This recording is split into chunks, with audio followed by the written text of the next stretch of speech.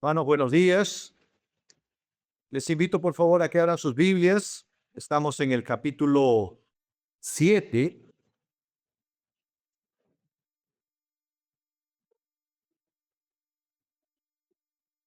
Estamos en el capítulo 7 del libro de los Hechos de los Apóstoles.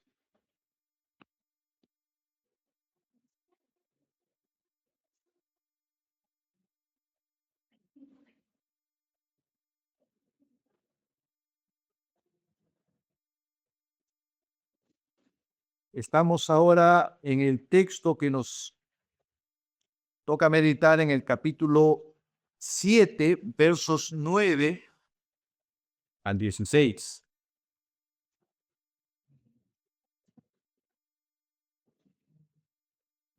Si todos lo tienen, Hechos 7, 9 al 16. Dice así la palabra de nuestro Dios. Por envidia, los patriarcas vendieron a José como esclavo, quien fue llevado a Egipto, pero Dios estaba con él y lo libró de todas sus desgracias. Le dio sabiduría para ganarse el favor del faraón, rey de Egipto, quien lo nombró gobernador del país y del palacio real. Hubo entonces un hambre que azotó a todo Egipto y a Canaán y causó mucho sufrimiento. Nuestros antepasados no encontraban alimentos. Al enterarse Jacob de que había comida en Egipto, mandó allá a nuestros antepasados en una primera visita. En la segunda visita, José se dio a conocer a sus hermanos y así el faraón llegó a conocer a la familia de José. Después de esto, José mandó llamar a su padre Jacob y a toda su familia, 75 personas en total.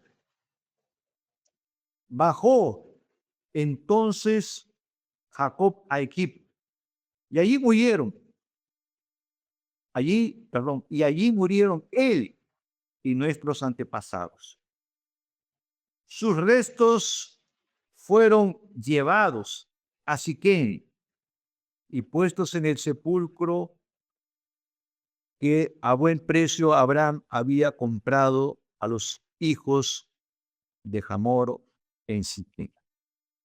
Vamos a meditar entonces en este texto, en la palabra de nuestro Dios. Oremos.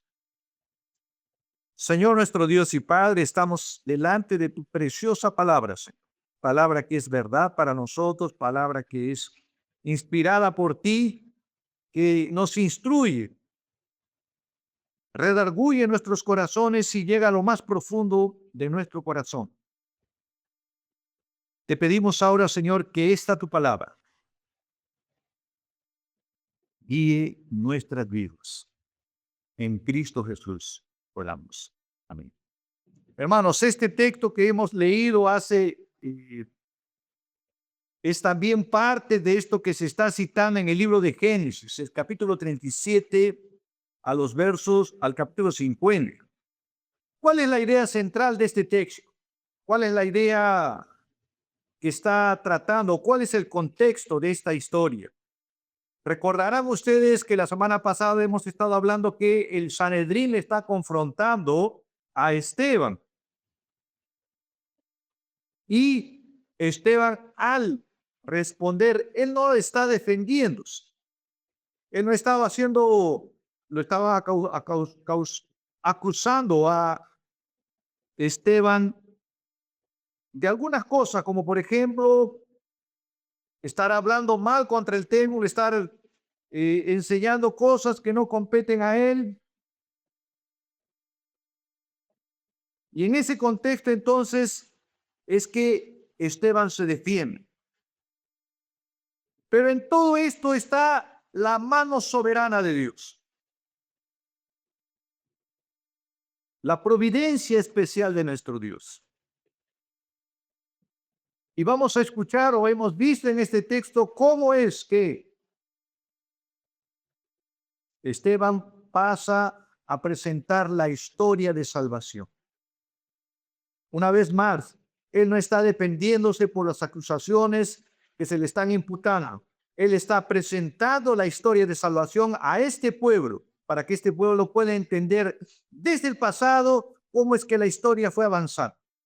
Una de las ideas que ellos creían es que Dios solo está en el templo. Una de las ideas que ellos creen que es solo a este pueblo escogido, solo a este grupo de personas, a estos religiosos, es que Dios está presente con ellos. Pero quiero en esta mañana mostrar el texto. Y vamos a ver la providencia de Dios cuando cuenta la historia de este hombre llamado José. Y vamos a ver en esta historia que la providencia, diríamos así, no es este escudo contra el sufrimiento.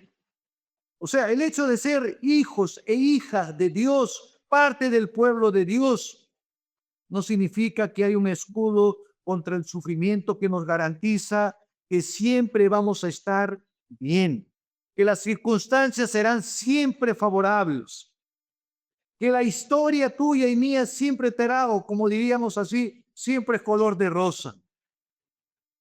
Incluso la envidia que vemos en esta historia que vamos a ver, el rechazo, son parte o sirven para preservar al pueblo de Dios. Esta historia, la historia de José, entonces busca mostrar o enaltecer a Cristo, a la historia de la salvación, a la historia nuestra de la redención. Quiero en esta mañana también que como jóvenes, los jóvenes o personas adultas, podamos comprender, así como José estuvo en medio de un pozo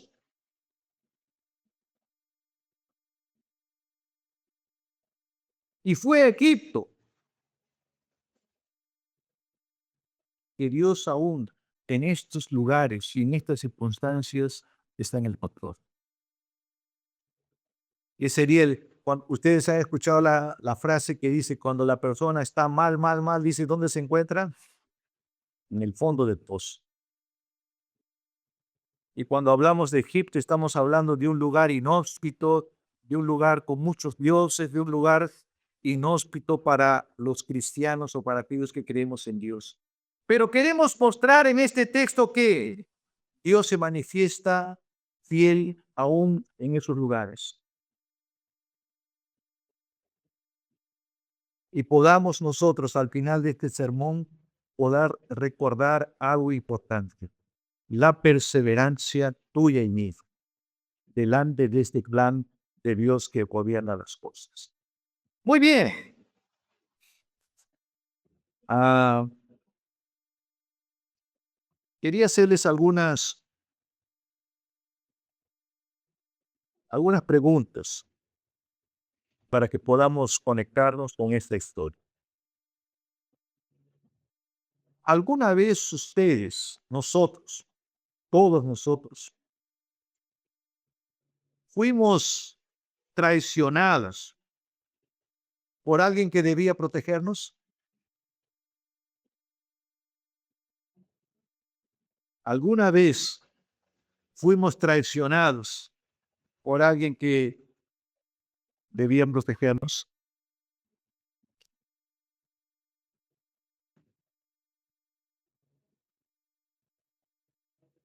Otra pregunta. Cuando las cosas estaban al parecer caminando en un sentido positivo, un sentido de esperanza, estaban caminando bien y de pronto,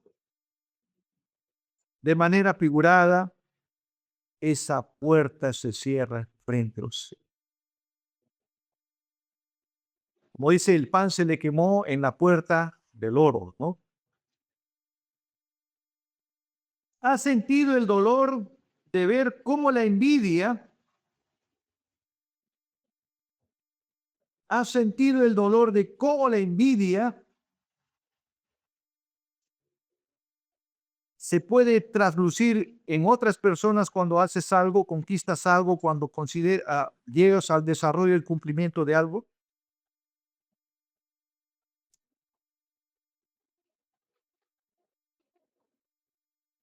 Siempre me llama la atención cuando las personas colocan algún triunfo y una conquista en el Facebook, en el Instagram, donde sea, y ahí se escuchan voces bajitas que dicen, expresiones como buscando denigrar, se lo deben haber regalado, no sé, fruto de qué será esas cosas que ha conseguido, cómo habrá conseguido esas cosas. Y aquí la palabra que va a ser tratada es la envidia. Entonces vamos a recordar un poco el contexto, ¿está bien? Esteban es un hombre lleno del Espíritu Santo que está frente al Sanedrín. ¿Quién era Esteban? Un diácono. Esteban era una figura importante porque fue elegido y se dice de él que estaba lleno del Espíritu Santo. Y ahora él está precisamente frente al Sanedrín. El mismo tribunal que acusó al Señor, que mandó matar al Señor, el mismo Sanedrín, los mismos religiosos, ahora están acusando a Esteban de blasfemia. Y ahora, como hemos dicho, en lugar de defenderse con argumentos, él cuenta la historia de José.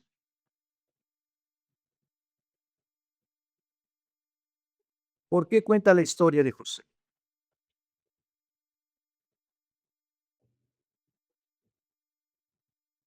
Porque Israel está repitiendo un patrón de vida.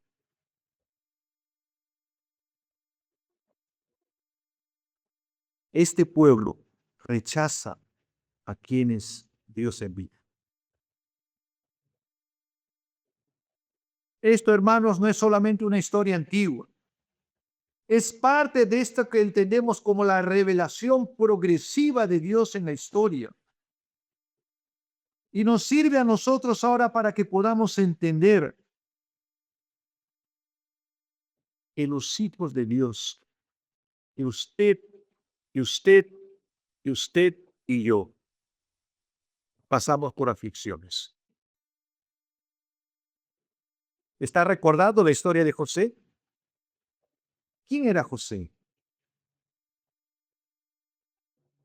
Entonces vamos a hablar un poco de esto, que Dios permite que sus siervos sean afligidos, rechazados. Pero esto es precisamente para que podamos entender el poder de Dios en nuestras aflicciones. Y vamos a ver cuál es el final de la historia en este capítulo 7 de Hechos, en la que Esteban va a ser apedreado.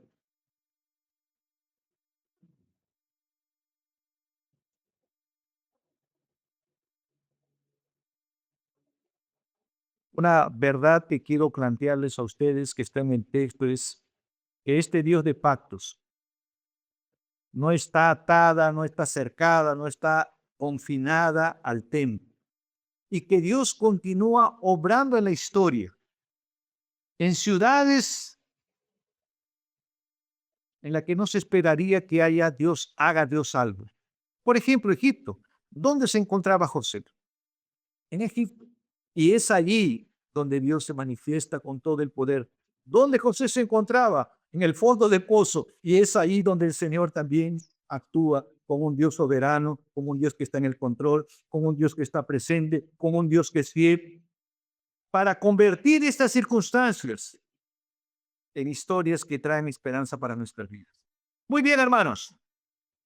Veamos el verso 9. Hechos capítulo 7.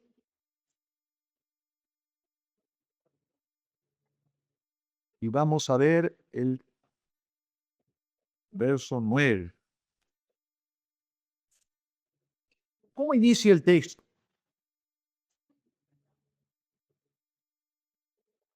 Esta versión dice lo siguiente: por envidia, los patriarcas vendieron a José como esclavo. Y ahora Esteban está haciendo una interpretación, contando la historia teológicamente para el auditorio que está escuchando. Recuerden que Esteban está delante del Sanedrín y está ahora narrando aquello que es parte de la historia de salvación. Y va a contar la historia de un personaje que es llamado José. En esta versión dice, por envidia. Los patriarcas entonces, movidos por la envidia, ¿qué hacen? Venden a José. ¿Y quiénes son esos patriarcas? ¿Quiénes son? ¿Hijos de quién? Hijo de Jacob. Actúan movidos por la envidia, ardiente celo que los consume. Es esta emoción intensa que impulsa a una rivalidad destructiva. No fue solo un error de momento, no fue solo una circunstancia, hicimos algo que no queríamos, por así decir, para disculparnos. Era una situación que venía de manera progresiva delante de la vida de José. No fue entonces un error pasajero, era un rencor persistente en el corazón que los viene a cegar.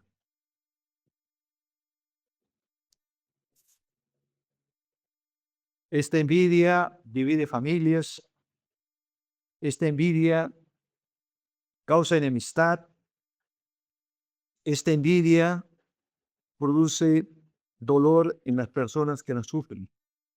Vamos a ver entonces un poco este texto. Entonces aquí podemos ver que hay una tensión, hay una división. Hay una frase que me llama la atención de esta situación, de un teólogo llamado Sproul, que dice lo siguiente: la providencia de Dios no es un reloj que da cuerdas y se deja correr. Es su mano activa, gobernando cada evento, incluso el pecado, sin ser contaminado por él. Diríamos, Dios nos creó y ahora nos deja, ¿no? Ahora que la vida continúe como ellos quieren, ¿no? Hay un Dios que está en el control de toda cosa que usted viene pasando. Toda circunstancia que usted tiene a pasar está regido, está gobernado, está siendo dirigido por Dios. Y podemos verlo, los hermanos tenían intenciones malvadas o no. Vamos a matarlo, vamos, no, mejor lo vendemos. O sea, ellos tienen un deseo de acabar con la vida de José. Pero Dios está en el control de la historia. Y podemos hacer un paralelo con la vida de nuestro Señor Jesucristo. José fue vendido por envidia de sus hermanos. Jesús fue entregado por envidia de los religiosos. José fue vendido por monedas. Nuestro Señor también. Los fariseos eran los celosos del poder.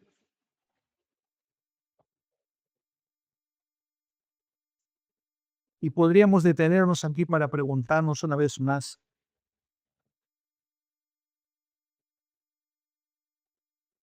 y ahora esta pregunta es para nosotros.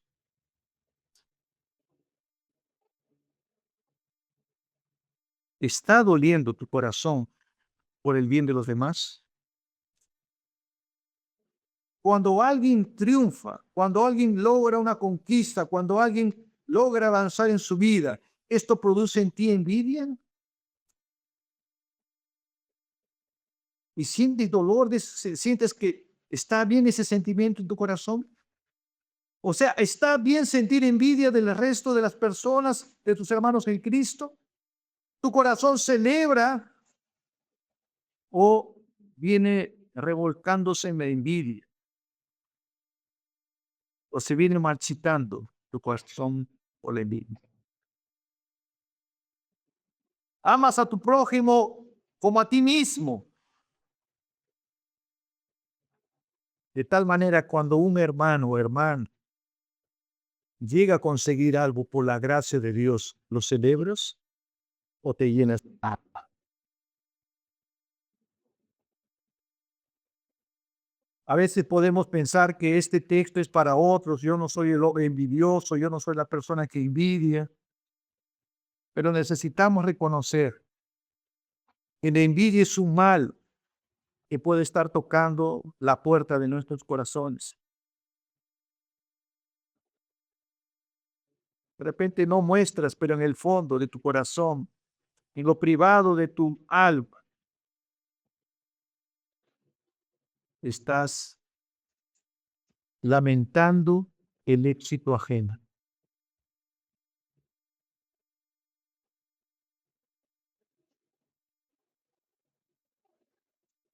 Necesitamos entonces evaluar nuestros corazones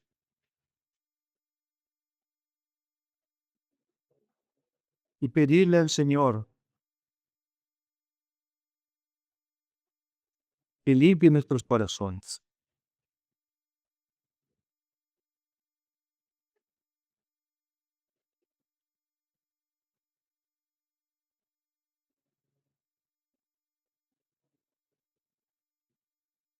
Me he topado mi corazón también delante de esta realidad. A veces he orado al Señor para el bien de otros y pensado también así. Señor, bendice a mi hermano o hermana, pero no tanto como a mí.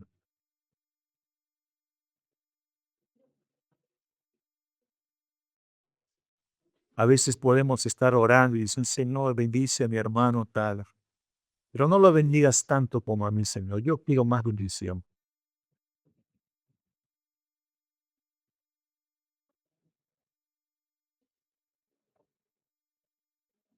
Entonces necesitamos no solo ver a los otros como los que actúan mal, nuestros corazones pueden ser tentados a eso. El texto entonces nos dice, por envidia los patriarcas vendieron a José como esclavo, quien fue llevado a Egipto. Pero Dios estaba conmigo. ¿Se da cuenta de este lazo que existe? Por envidia, sus hermanos lo venden como esclavo y fue llevado por los madianitas a Egipto. Pero Dios está con él. Es la presencia de Dios en Egipto. Es la presencia de Dios en el fondo del pozo. Por eso es que el texto nos dice, pero Dios está con él. Y podríamos decir, y lo libra de sus angustias, y le dio la gracia y sabiduría delante del faraón para sobresalir en medio de esas circunstancias. Pero Dios estaba con él cuando estaba en prisión, cuando la gente se olvida de él. Pero Dios estaba con él en el momento que sus hermanos maquinan cosas contra él y lo rechazan. Pero Dios estaba con él.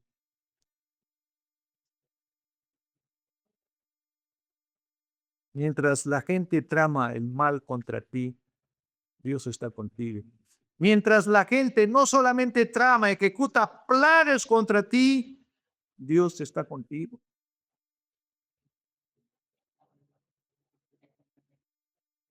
Podríamos decir también que este estar, como dice, estaba, es un tiempo que de una acción continua. No es solamente un momento presente, es un momento puntual. No, es en toda la etapa de la vida de José, Dios estaba con él. Dios está con él. Él no está cerrando los ojitos para descansar después del almuerzo. Va a decir, voy a descansar, ahora llegó mi día de descanso, voy a dejar de cuidar. No, Él está permanentemente cuidando de los suyos. Y esto es llamado la providencia de Dios. Esta providencia no es solo que Dios está en el control del universo, es también está al cuidado de cada uno de nosotros. Y ese cuidado no es un cuidado pasivo, es un cuidado activo en que Él está presente. Y podríamos decir que a veces nosotros somos expuestos, humillados, expuestos al peligro, humillados por las personas, rechazados por las personas, pero Dios está conmigo. ¿No es esto una doctrina y una enseñanza maravillosa para tu corazón y el mío?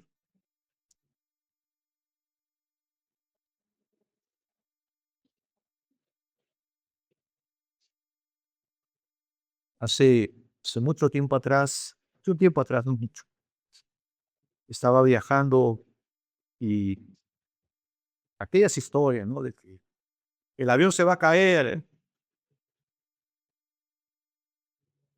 Y yo dije, ya va a pasar, ¿no? Y había una señora, yo no sé si, yo estaba en el pasadizo, pero yo estaba en el pasadizo y aquí había otras tres personas más, dos personas a mi lado. Y el avión, nada, ya estábamos visualizando, ya que iba a aterrizar el avión, nada, daba vueltas y vueltas. Y en eso el piloto dijo, señores, abrochen sus cinturones, que estamos altos, tenemos un problemita, ¿no? Fue lo más sutil, lo más tranquilo, ¿no? El comandante de vuelo. Y el avión continúa dando vuelta alrededor del aeropuerto. Hasta que una señora comenzó a llorar, otra persona comenzó a rezar.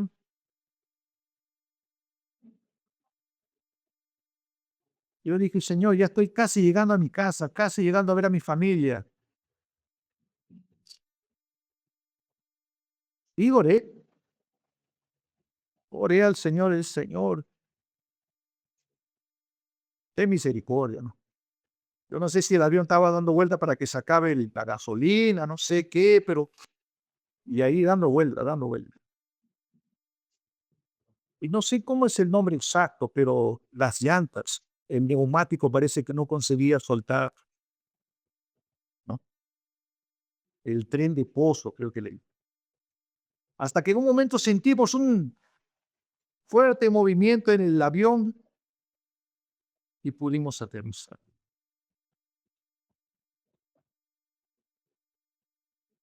Son en los momentos difíciles que uno se encomienda a Dios, ¿no? Porque uno dice, ay, Dios me va a cuidar, Dios está presente. Pero realmente, de hecho, Dios está presente.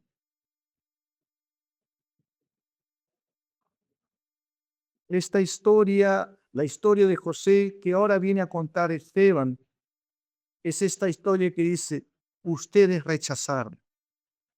¿Ustedes creen que Dios no puede actuar en Egipto y Dios está presente allí?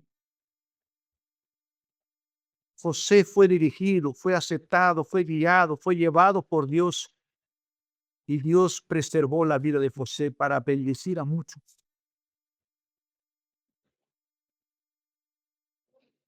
Aquí hay, quisiera que usted por favor preste atención a esta pregunta que va a revelar un poco dónde está nuestra confianza o lo que entendemos de que Dios está con nosotros.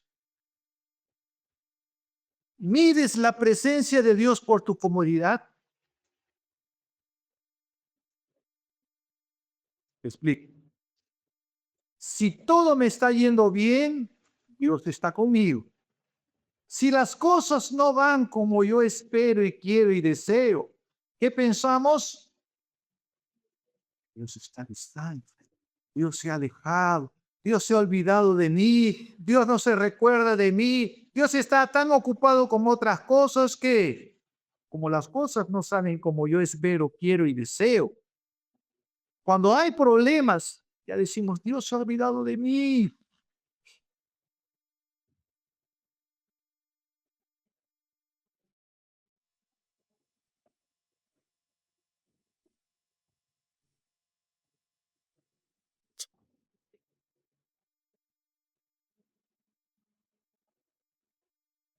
¿Amas a Dios por lo que Él te da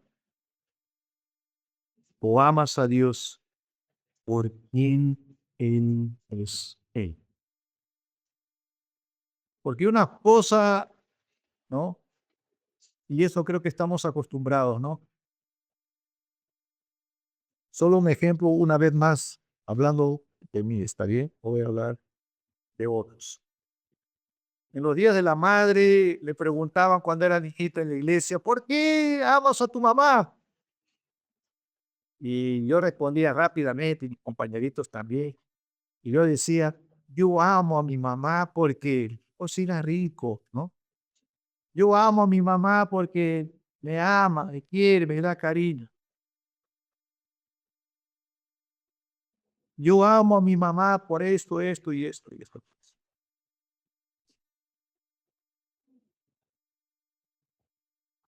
Y a veces trasladamos ese sentido del amor con nuestro Dios y decimos, yo amo a Dios porque Él me está bendiciendo, yo amo a Dios por lo que Él me da.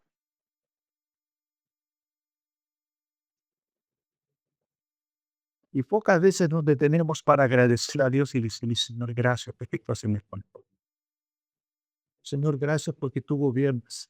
Si fuese por mis decisiones, por yo serle salud en algunas cosas, estaría realmente lejos de estar en el.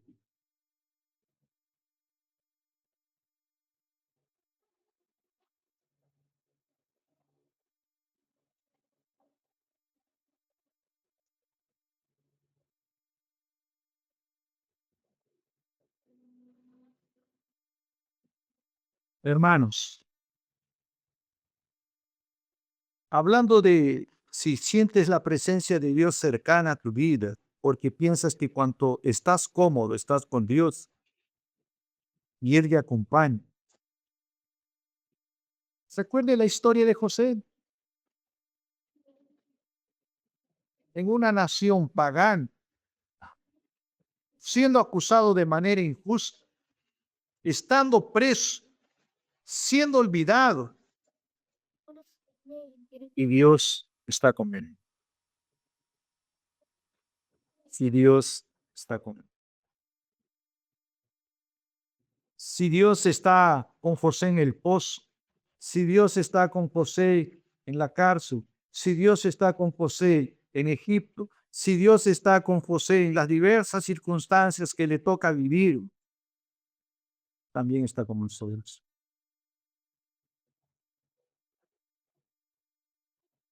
Continuamos avanzando.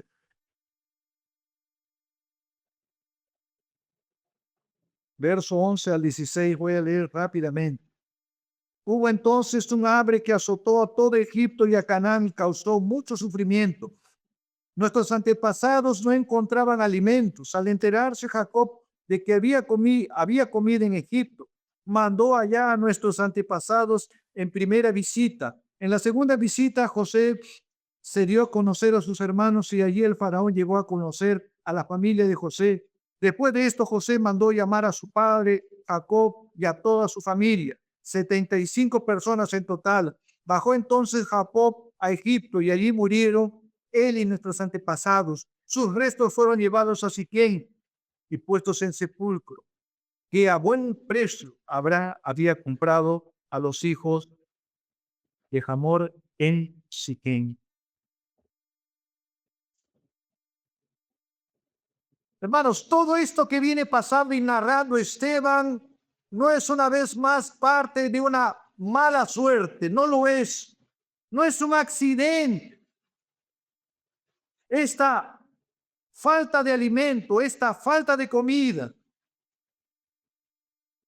Podríamos decir que es el instrumento divino también para que todas estas cosas que Dios tiene planificada, planeada, se cumplan, sean realizadas.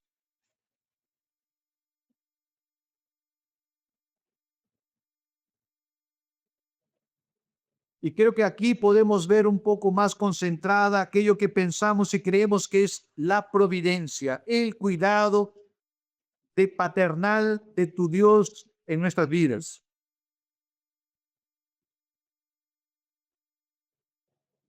Y podríamos hacer en eco lo que dice también el propio José en el capítulo 50, el verso 20, que dice, vosotros pensasteis mal contra mí,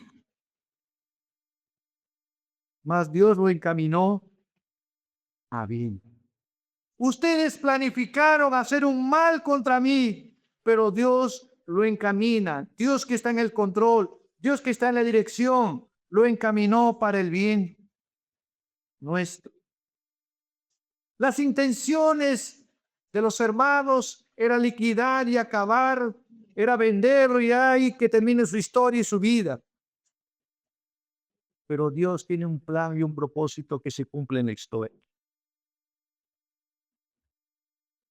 Dios no es un mero espectador de cómo te va en la vida y Él está viendo cómo estás desempeñando tu vida. Dios no te dejó a la deriva ni te dejará y verá, vamos a ver cómo se desarrolla. Dios está en el control.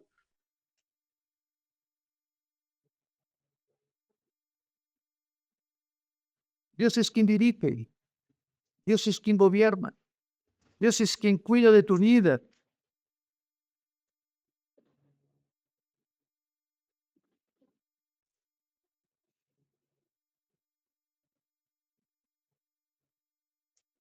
Hermano y hermana.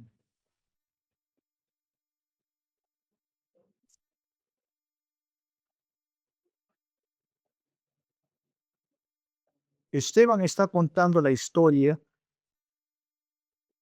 de José. ¿Cuántos años José tuvo que pasar por estas cosas sin mantenerse fiel? Me llama la atención en el momento en que José es acusado de intentarse aprovechar de la esposa de su jefe. Y él responde,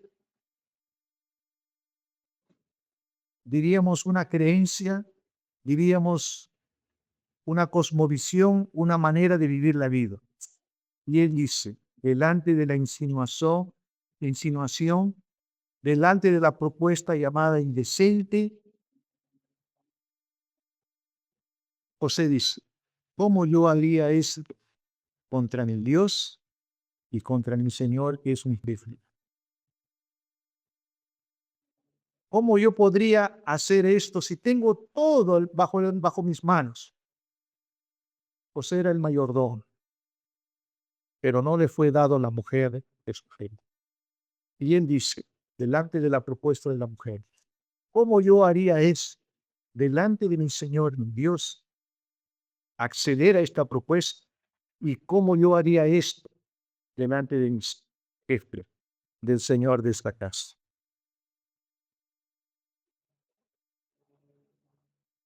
Y él permanece en prisión. Y él continúa en prisión por varios años. Interpreta el sueño y es olvidar allí. Pero déjenme decirle que Dios nunca se olvidó de él, porque Dios está en el control, Dios tiene un plan. Cuando antes de llegada la hambruna, la escasez, Dios le da la capacidad a José de interpretar el sueño. Y esto trae como bendición que muchas personas continúen con, haciendo señalando ahora a Cristo.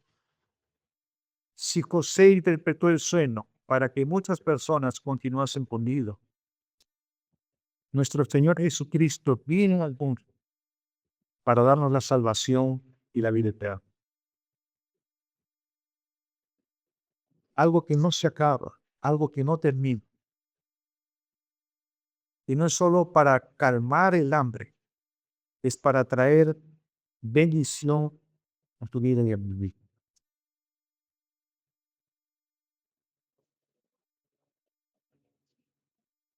Quiero entonces llamarte a la esperanza.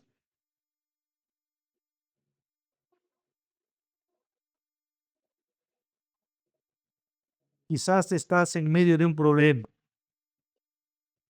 y crees que Dios te ha olvidado. No es así.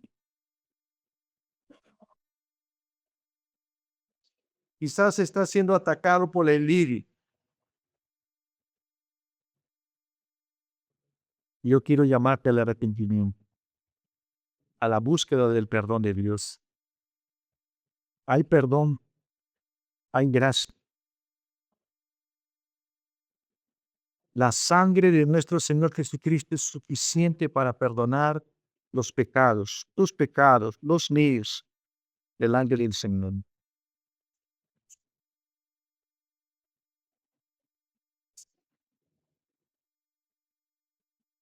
Otro punto importante con el cual terminamos.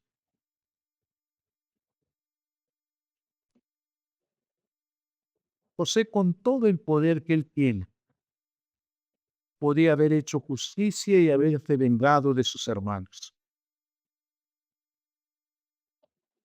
¿Qué hace?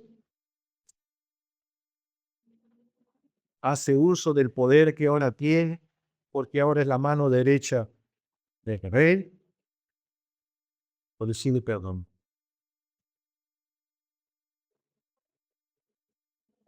Nosotros tenemos que perdónanos así como tú nos has perdonado. Le invito a ponerse de pie.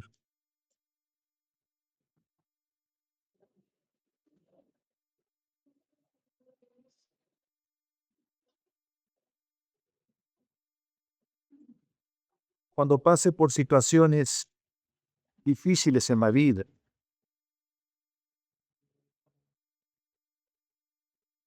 lo que hace José es entender el plan de salvación. Cuando las cosas no van como tú esperas y dices, yo quería que fueses, busca consejo en esta historia de salvación que está en su palabra.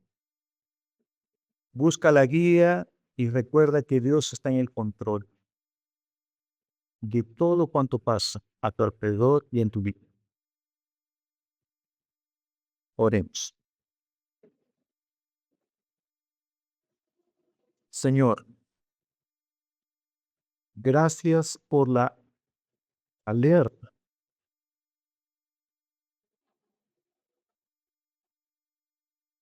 y que ya vivimos, en la que estamos injusticiados, en la que se dicen cosas de nosotros que no hacen honor a la verdad.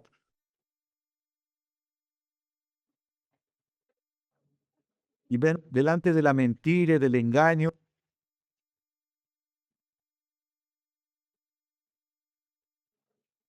que buscamos, Señor.